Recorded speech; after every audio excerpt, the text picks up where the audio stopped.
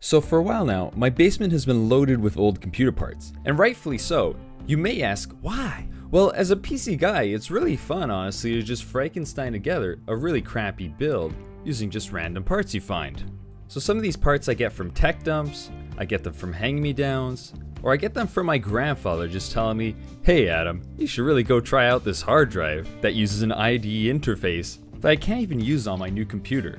I mean, it's as simple as this plug, it ain't gonna fit in that plug. But if I could get an old system and repurpose it as a test bench in order to be able to quickly swap out and swap in PC components, I wouldn't have to throw all this junk out. And to think that I would spend over 100 buckaroos on this thing if I were getting it online. Well, no more of that. This here is the DIY solution. So to start the build, I took out all the guts of the system.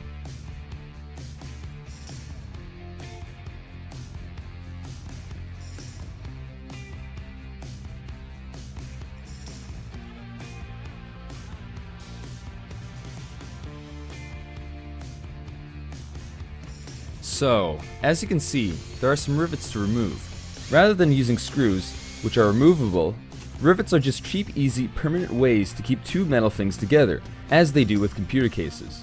So screw you, rivets.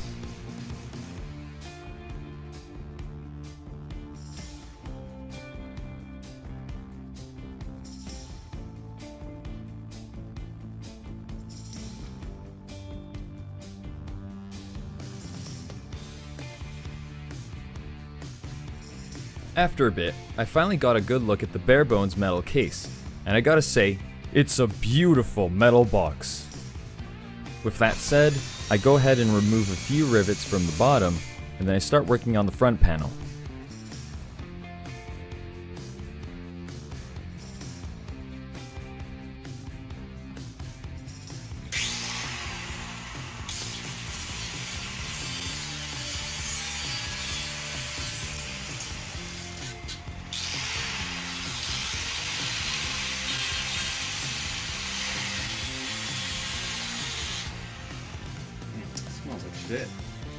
So beginning with the bottom panel, slowly bending it in place, vacuuming out some debris, and getting it ready to be removed.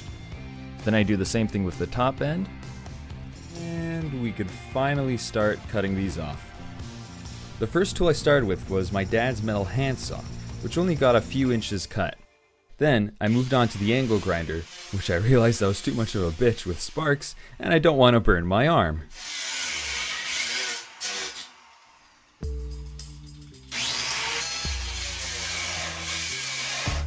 But the problem was that going back to this handsaw really got nothing done, and I'd be constantly bumping into the edges of the case as I try to get deeper through the cut.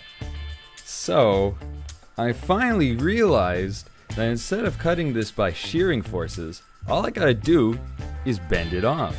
So I used the forces of metal fatigue, and with my newfound pro strat of bending this thing up and down rapidly, I was finally able to cause a big enough fissure to break the connection.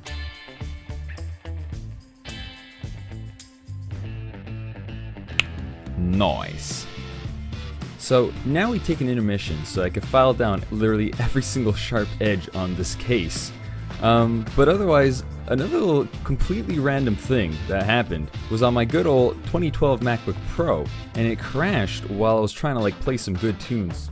And as I know, it's a common issue with the RAM pins, but I think I finally fixed it for myself by loosening the RAM module and putting a little piece of plastic to hold into place. Not sure why I had to do all this, but anyways, I shake this laptop around a little bit, pray to the Mac gods, and it was working again.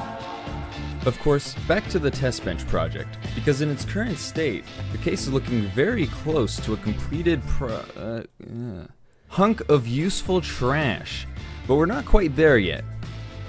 For instance, the large front end of this case needs to be cut down a little, so I removed the half of it containing the CD drives and left the other half with the storage drive bays.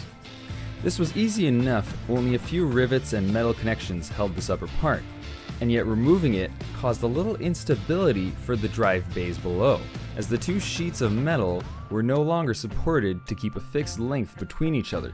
They sort of wobbled now. Here's a diagram looking at the two panels, which act like walls to hold the storage drives. These panels are the red scribbles.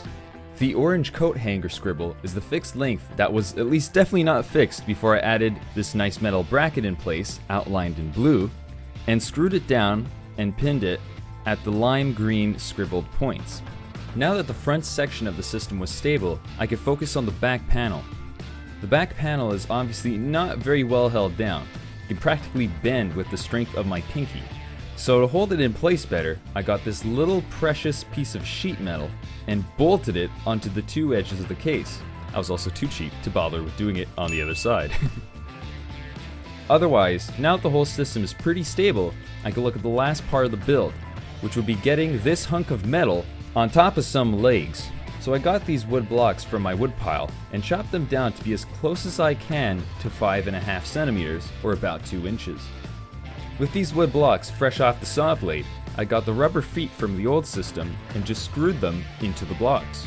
Except I might have chosen a screw too long and wasted time swapping them out, but in the end I had screws holding the rubber feet to the wood legs and the wood legs to the metal plate.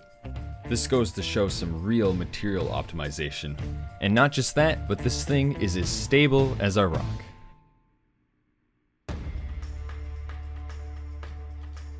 Now comes the final time lapse of the video, where we try to put back everything in the system and just hope that it works.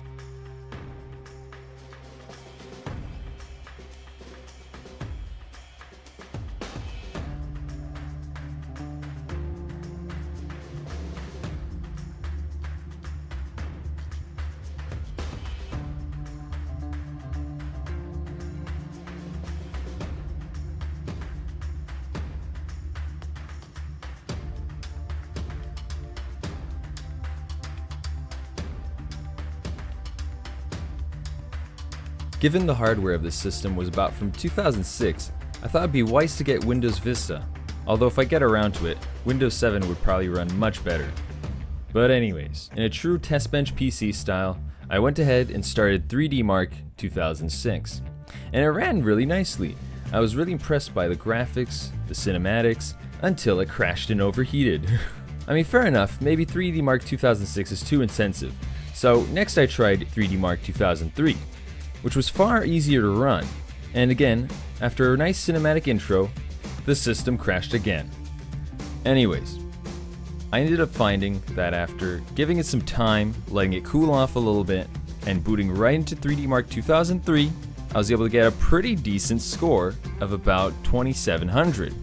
But anyways, all of this benchmarking doesn't really mean much since this was a dumb PC anyways, and there's probably a reason it was being thrown out.